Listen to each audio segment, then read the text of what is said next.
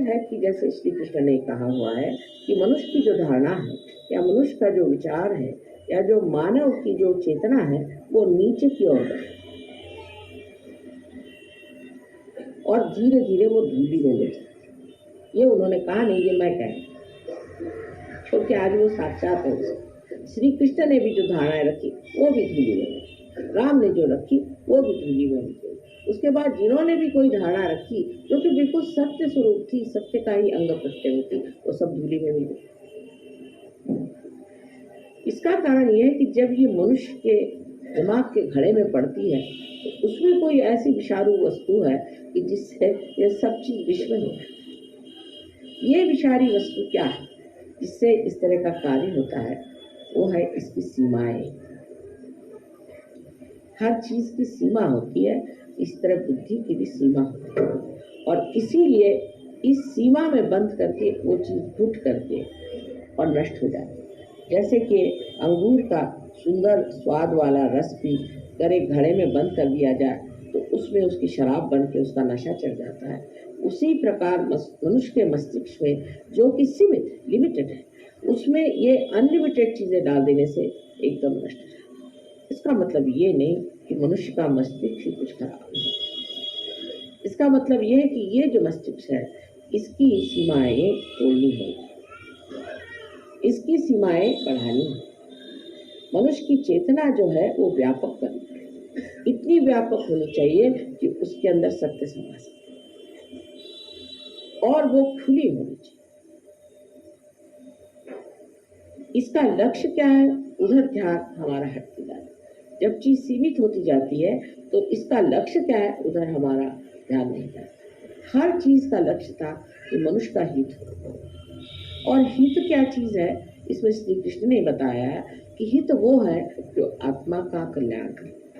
अब आत्मा स्वयं ही कल्याणमय है, लेकिन कल्याण करे माने आत्मा से हम लोगों का कल्याण। लेकिन जब आत्मा ही खोया हुआ है तो हमारा कल्याण कैसे हो सकता? आज का जो नवीन वर्ष है ये विशेष बात है, क्योंकि आज की जो बात हम कर रहे हैं, आज का जो हम सहयोग का कार्य कर रहे हैं, ये हम अपने मस्तिष्क को विस्तीर्ण महान कर, जिसको कि श्री कृष्ण ने कहा है कि विराट का स्थान जो है वो इस मस्तिष्क में, इसके अंदर उसके जड़ें, उन जड़ों को हम जागृत कर रहे हैं। वो जड़ें जागृत होने से ही सत्य को पूरी तरह से अंतर शोषित कर सकते हैं, एब्सॉर्ब कर सकते हैं। मनुष्य की जो सीमित प्रकृति है वो खुल जा सकती है। लेक्चर देना तो बहुत आसान है कि आप मनुष्य के हित के लिए ये करो, हित के लिए वो करो, लेकिन होता नहीं। अंत में मनुष्य अपना हित नहीं करता, उल्टे अपना भी अहित कर सकता है और सारे समाज का भी अहित कर सकता है। इस मस्तिष्क को बढ़ाने के लिए सिर्फ एक ही तरीका है, वो है कि हमारे अंदर, हमारे हृदय में बसे हुए श्री आत्मा राम को जागरूक करना और उनके प्रकाश से हमारे बुद्धि को जागरूक करना, हमारे मस्तिष्क को जागरूक करना। सो कैसे होता है कि हमारे हृदय के अंदर जो आत्मा है वो साक्षी स्वरूप बैठा हुआ सब चीज देख रहा है। जिस वक्त कुंडली, जिसे आप गौरी माता कहते हैं, जब जागृत हो जाती है तो मस्तिष्क में भेद करके यहाँ पर ब्रह्मरंध्र को छेदने के बाद, यहाँ पर जो परमात्मा का पाठ है उसे आलोकित कर, परमात्मा का ही प्रतिबिंब हमारे हृदय में आत्मा से।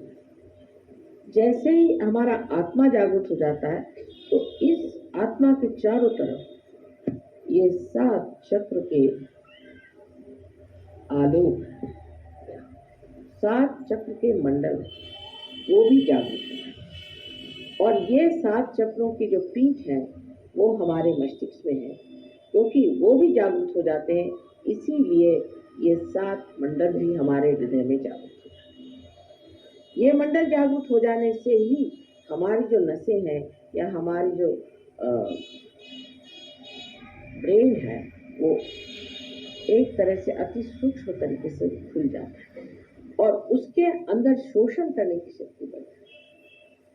सत्य को शोषण करने की शक्ति बढ़ने से ही मनुष्य सत्य पे खड़ा हो सकता है। आज तक मनुष्य सत्य पे खड़ा नहीं होता, सत्य को सुनता है, जानता है, देखता है, और उस पर खड़ा नहीं हो सकता। सत्य को आत्मसात करने की आत्मा की जागृति होनी चाहिए, और वो आज सहयोग में हो गई, सहज में ही हो गई कहना चाहिए, जो इतने लोग आत्मा को प्राप्त हो। आत्मा को प्राप्त होने से वो शक्ति आपके अंदर जागृत होती है जिससे आप सत्य को आत्मसात करें। जो आज डेमोक्रेसी कर सकते हैं वो सत्य आपके अंदर जागृत हो गए। माने ये कि दूसरा कौन है? दूसरा कौन है? सब तो हम ही हैं, हमारे ही अंदर सब कुछ है। जब आपको सामूहिक चेतना आ गई तो उसमें कम्युनिज्म का भी सत्य आ गया। जब आपके अंदर ही आ गए, वो सत्य आप ही के अंदर प्रकट हो रहा है। जब आप उसको देख करके, जान करके कह सकते हैं कि इस आदमी में कौन से दोष है। और जब आप अपने को जानने लग गए, जब आप अपने को देखने लग गए, आप जब अपनी ही स्वतंत्रता को प्राप्त हो गए, तो आप में डेमोक्रेसी का भी जो सत्य वो भी जागृत हो।